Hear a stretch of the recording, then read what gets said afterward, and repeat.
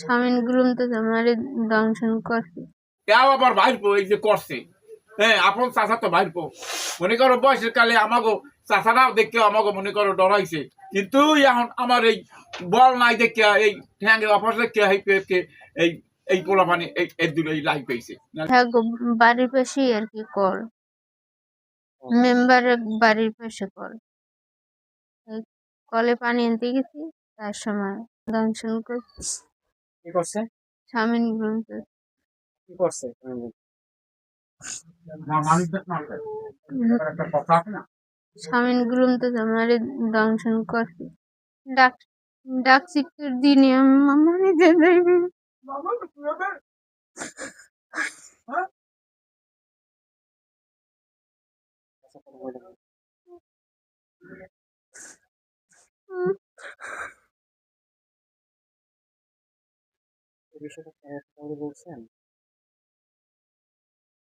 এটা একালে সব খালি খালি মিছে কথা।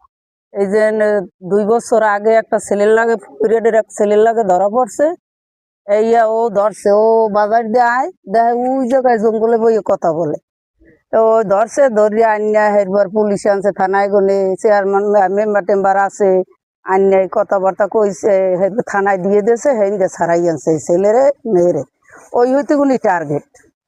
হেয়ের পর ধরা পড়ছে কালামের লগে, ওই বাড়ির বাড়ির লগে ধরা পড়ছে, সালামের লগে মুখবা সালাম ধরা পড়ছে, 14 ফারিকের লগে না নাসির বিশ্বাসের লগে ধরা পড়ছে। ও একালে এই ব্যবসায়ী করে, আর বাবাই কোথাও নামতে দে না, মায়ের লড়াই তো মাইয়ে নামতে দে না ঘরে গনে, এই ব্যবসায়ী করে ইয়ে। এখন খালি খালি একজনের মাথা, কেউ যে জিগাইতে যাবে, আগের বার একটা ছেলে হয়েছে না, কেউ জিগাইতে যাইতে পারে না, ডরে কে আর মাথা দেবে, এই ভয়ের কারণে জিগাইতে যাইতে পারে না। এইবার তো বললে উঠছে সবাইকে, বারবারের বাচ্চা হইবে বাপ সারা কিরে, এই সবাই টিপে টিপে আর এই উড়াই দিয়েছে, কারে ধরবে স্বামীনের মাথায় উড়াই দিয়েছে। ও তো আগেলিয়া শত্রু। নাসির বিশ্বাস নাসির বিশ্বাস আইয়া আমার একখান কাপড় দিয়েছে, তোমার চাচারে একটা জামা দিয়েছে, মাইয়ের জামা কাপড় দিয়েছে, 12,000 টাকা দিয়েছে। এখন মাইয়ের বর্তমানে পেট 12,000 টাকা দিয়েছে পেঠা লাইতে, হেয়ের দিয়ে 3টে ছাগল কিনছে, বর্তমানে 3টে ছাগল কিনছে। হ্যাঁ এরপর আমি সৈদিলি ডিজি গেছি নদীর পেরে বইয়ে, সৈদিলির বইয়ে একখানে বইয়ে সৈদিলি এই জায়গায় কি হুনি টুনি তোর মাইয়ের বলে গর্ব, আমার মাইয়ের গর্ব না। আমি কই হয় শিউর, তোর বউ আমার লাগে নিজের লাগেই কইছি, তাহলে তোর মাইয়ের এখন গর্ব একটা গেছে।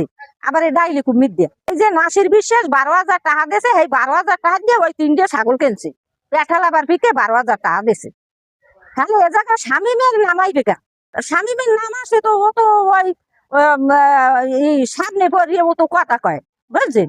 যখন তুই একাউন্ট করবি না ভাই, আমরা যদি জিজ্ঞেস যে আমরা জিজ্ঞাই না ডরে ওই মাইয়া তিনি আমাকে স্বামীর কথা কয়। এখন জিজ্ঞাইতে গেলে যে জিজ্ঞেস দেবে আপনার পরিবারে জিজ্ঞেস গেলে আপনার নামই কইবি, বুঝছেন?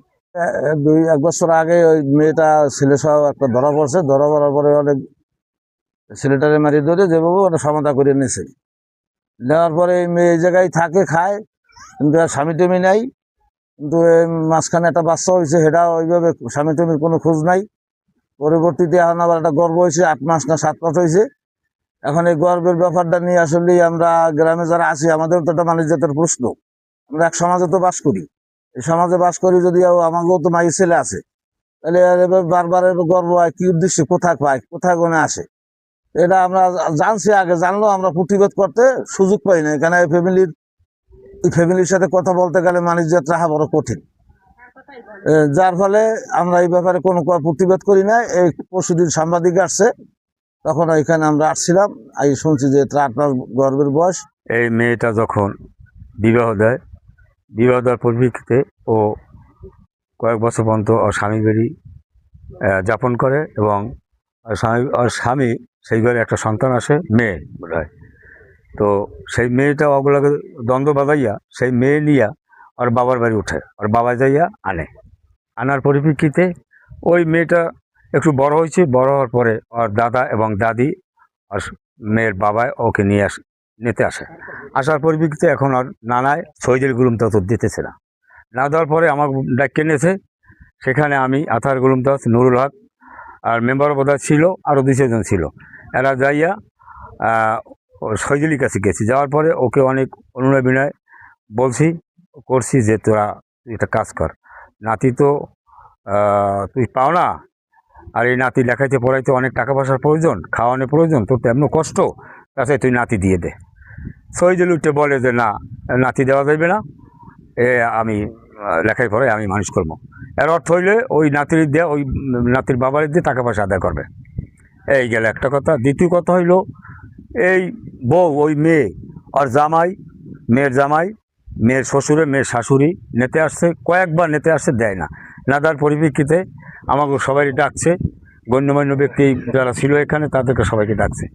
ডাকার পরিপ্রেক্ষিতে আমরা গেছি, যাওয়ার পরে কইছে মাইয়া তুই ক বছর খাওয়াবি, মাইয়া জামাইয়ের সাথে দিয়ে দে, পৌরহরি নেতা এসে দিয়ে দে। ও সবসময় আমাকে কথা কর্ণপাত না দিয়া ও মাইয়া মোড়ে দেয় না, দিবি না মাইয়া। এখন এই মাইয়া এইখানে রাখিয়া আমাদের বংশের ইজ্জত খুঁয়েছে, পরিবেশ নষ্ট করছে। এই এখন এই পরিপ্রেক্ষিতে একদিন রাত্রে, গেল বছর বোধ হয় না, আগের বার রাত্রে একটা ছেলে সহ ধরছে শামীম ধরা পরে আমাকে ডাকছে। সেখানে বোধ হয় নুরুল হক ছিল, আমার বড় ভাই আসার গুমতা ছিল, এইভাবে আরও আপনি ছিলেন না, আপনার ভাই ছেলে, যাই হোক এইভাবে গণ্যমান্য আমরা ছিলাম থাকার পরে সেখান থেকে ওই ছেলেরা মানে ছাড়িয়ে দেওয়া হয়েছে। ছাড়িয়ে দেওয়ার পরিপ্রেক্ষিতে মানে চলে যাওয়ার পরে আমরা পরও কইছি যে মাইয়েরা আর পরে বের দিয়ে দে। ও শহীদুল আমার কথা শোনে না। না পরে তারপরে আবার ওই মেয়ের আবার একটা সন্তান আসে, অবৈধ না জামাই আছে। আমরা জিজ্ঞাসা করছি যে তুই যে এই সন্তানটা আনলি, তুই তোর যে এই মাইয়ের পেটে গর্ভ, এই জিনিসটা পাইলি কমবে? কলে মাইয়ের জামাই আছে কমে জামাই আছে, অনেক কথা কয় কোনো আনে বাইরের থাকে না পাওয়ার পরে আমি তো ওই রাস্তাঘাটে লই, আমার খুব ঘৃণা লাগে। আমি ওর সাথে কথাও বলি না বলার পরে পরক্ষণে এই কয়েকদিন, এই 2-1 দিন হয়েছে আমি শুনি যে এইভাবে প্রেগনেন্ট হয়েছে। হওয়ার পরে এখন শামীমের কথা বলে। সেখানে কিন্তু শামীম অনেক উপকার করে, সবসময় উপকার করে, আবার মাঝে মাঝে এই সমস্ত অক্রান্স ঘটায় ধরে। এই জন্য শামীমের বিরুদ্ধে এই সমস্ত আচরণ ঘটাইতেছে। এখন ওই বুড়া মানুষ তো সব কথা আর মনে থাকে না, বুঝলেন।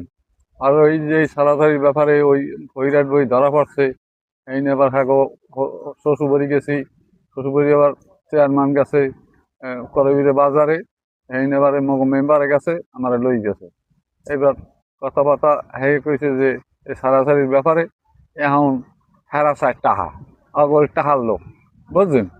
এখন ওই যে ধরে এই বইয়া ধরছে কালামের সাথে, হেইয়া ওই শামীম ধরছে, ফিরে আবার গাঙ্গের হইতে একটা ধরছে, ওই সব কালাম, ওই এটা শামীম ধৈর্য লইয়া এইসব চাক সব। চেয়ারম্যানের উপরে যাই হারা মিলাইতে পারে না।